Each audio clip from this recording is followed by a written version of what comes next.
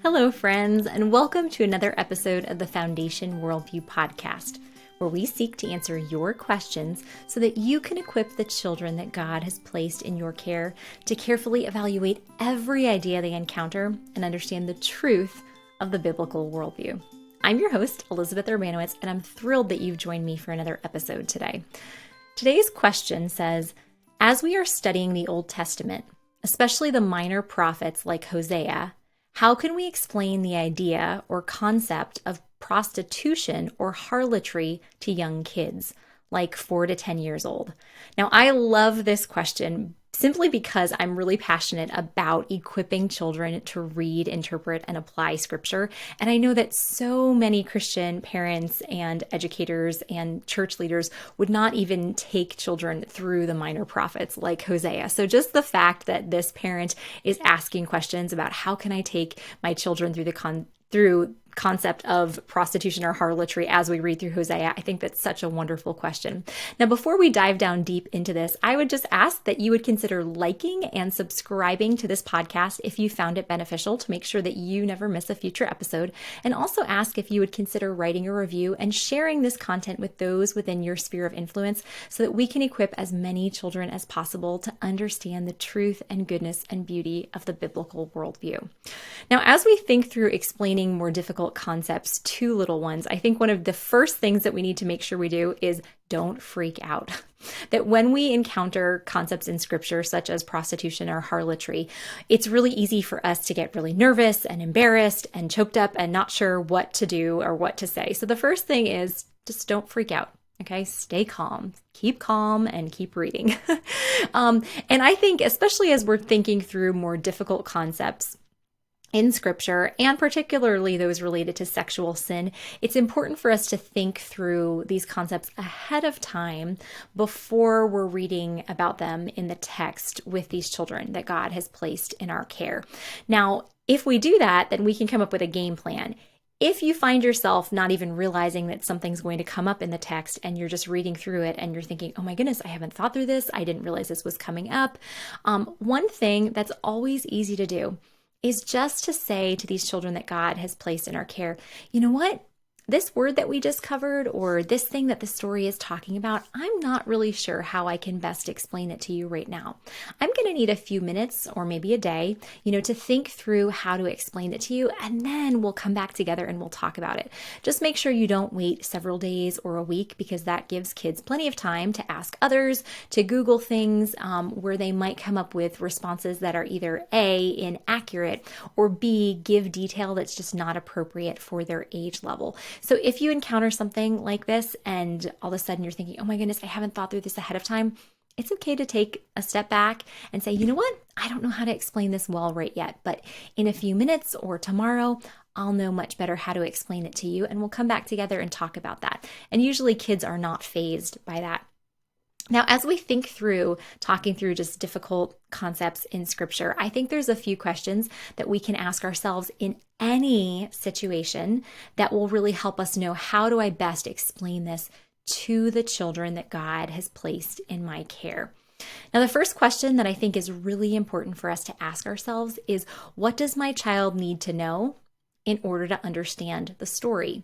Because there's going to be some times where we're not going to go into all of the detail about a concept, especially if we're talking with a 4 or 5 or a 6-year-old. So this first question, what does my child need to know in order to understand the story, is an important one. Because then we can think through, okay, what details should I give? What details should I leave out? So as we think through this first question, we'll use Hosea, the book of Hosea, as an example because it was mentioned in the question. So in the book of Hosea, if you've never read the book of Hosea, Hosea is a prophet I believe it's to the northern kingdom in Israel right before they're taken into captivity. And God uses Hosea's life as a picture of what he is doing with the nation of Israel. And Hosea is told to go and to take an unfaithful wife, to go marry a prostitute. And he's going to love her and he's going to take care of her, and she's going to leave him and be unfaithful to him. And she's going to go away off to lovers who don't really love her, but who she is attracted to. And they're going to abuse her and mistreat her, and abandon her. And she's not going to come back to Hosea on her own, but Hosea is going to have to go out and buy her back. And this is a picture of what God was doing with Israel, that Israel had prostituted itself out to the gods of other nations and had just really completely abandoned God. And God was the one who loved them and who had grown them and who had cherished them and taken care of them. And they were not returning to him. And he was going to let them go off and be sold off into prostitution with the nations that were coming to conquer them.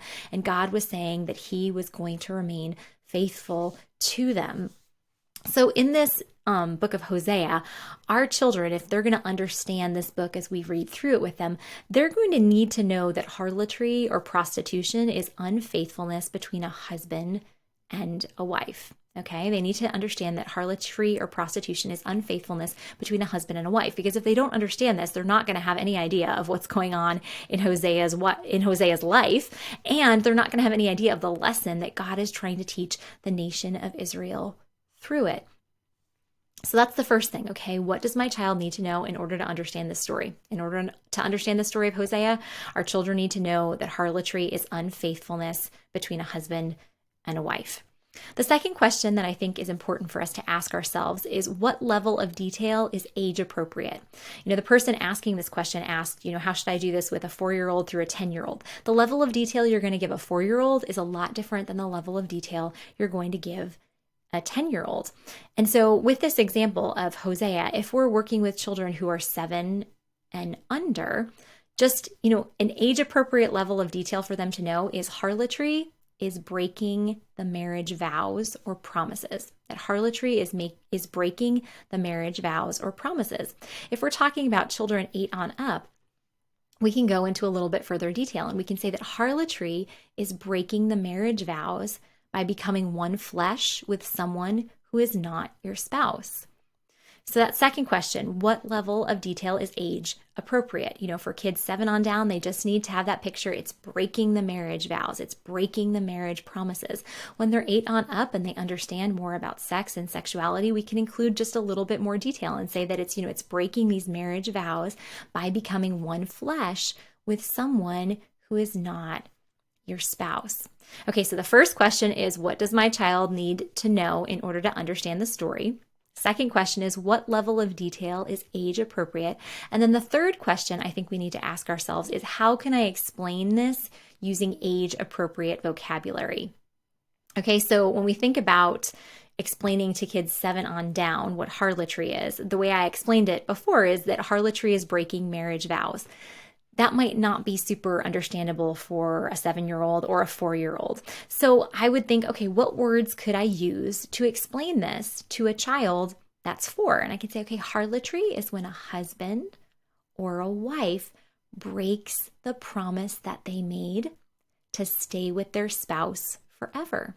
Okay, harlotry is when a husband or a wife breaks the promise that they made to stay with their spouse forever. If you think that's too difficult, you can say, harlotry is when a husband breaks the promise that he made to his wife to stay with her forever.